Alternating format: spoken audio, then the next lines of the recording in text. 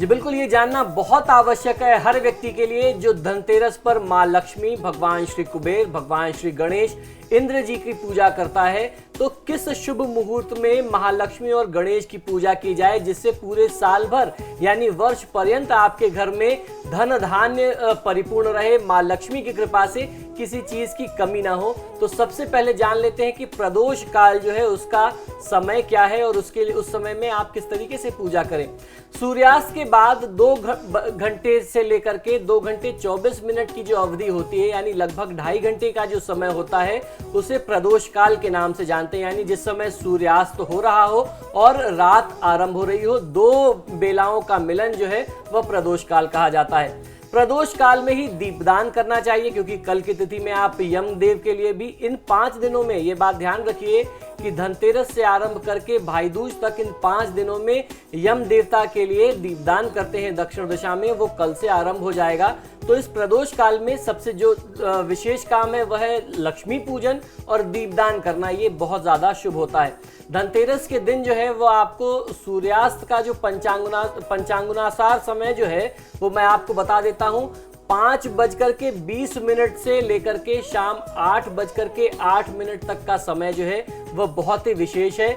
इस अवधि में स्थिर लग्न जो आ रहा है वह है 6:20 से लेकर के 8:15 यानी 6:20 से लेकर के 8:15 में आप अगर पूजा करते हैं तो ये बहुत अच्छा होगा क्योंकि इस समय स्थिर लग्न वृषभ लग्न होगा जो लक्ष्मी पूजन के लिए सबसे ज्यादा श्रेष्ठ माना गया है। और संध्या का जो समय है वही लक्ष्मी पूजन के लिए भी हमारे शास्त्रों में श्रेष्ठ बताते हैं। स्थिर मुहूर्त का समय गोधूली बेला और प्रदोष काल में होने के कारण यदि इस समय में पूजा करें तो घर परिवार, व्यापार, व्यवसाय में स्थायी लक्ष्मी की प्राप्ति होती है। चारों तरफ से आपको हर तरफ से आपको शुभ समाचार मिलता है और सुख सौभाग्य की वृद्धि होती है। आइए बताता हूँ चौघड़िया मुहूर्त क्या है। चौघड़िया में बहुत सारे लोग अपनी विशेष चौघड़िया देख करके भी पूजा करते हैं। तो चौघड़िया में अमृतकाल मुहूर्त जो है वह सुबह 9 बजे से लेकर के 10:30 तक का समय है। ये इस समय आप पूजा कर सकते हैं, वो बहुत अच्छा रहेगा।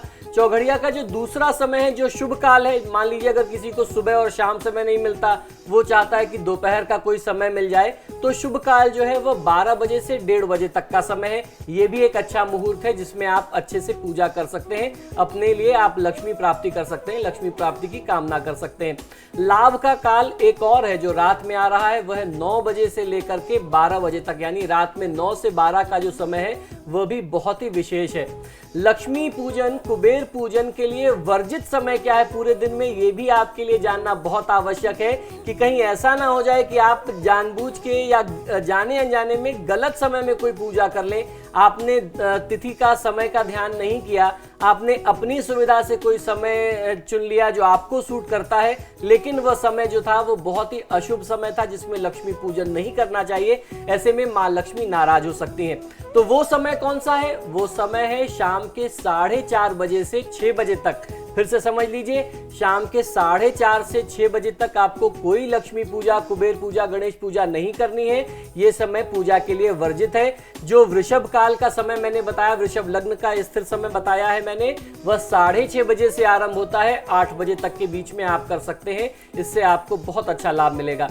उपरोक्त समय में पूजन करना सर्व प्रकार के लाभों में वृद्धि करता है तथा आपकी जो भी मनोकामनाएं हैं, जो भी आप प्रार्थना करेंगे देवी से, उन मनोकामनाओं को यह सिद्ध करता है। शुभ काल के मुहूर्त की शुभता से धन, स्वास्थ्य, आयु और हर प्रकार की शुभता में वृद्धि होती है। स्थिर लक्ष्मी प्राप्त होती है। अप्राप्त लक्ष्मी जो अभी तक आपको प्राप्त नहीं थी, जिसकी आप कामना करते थे, अप्राप्त लक्ष्मी की भी प्राप्ति होती है। सबसे अधिक शुभ लाभ और फल जो है वह अमृत काल में स्थिर लग्न में पूजा करने से मिलता है। इसका बहुत अच्छा विशेष महत्व हमारे शास्त्रों में बताया गया है। सायंकाल के शुभ मुहूर्त कौन से हैं? अभी तो मैंने आपको सिर्फ पूरे दिन में जो विशेष आ रहे हैं वो भी बताए हैं। अब मैं आपको बताता हूं कि सायंकाल में कौन से मुहूर्त हैं जिस समय में आप धनतेरस की पूजा कर सकते हैं। 5:44 से 8:19 तक का जो समय है ये प्रदोष काल का समय है। ये भी स्थिर लग्न युक्त समय है। इस समय में भी यदि आप पूजा करें तो भी आपको बहुत अच्छा फायदा मिल सकता है।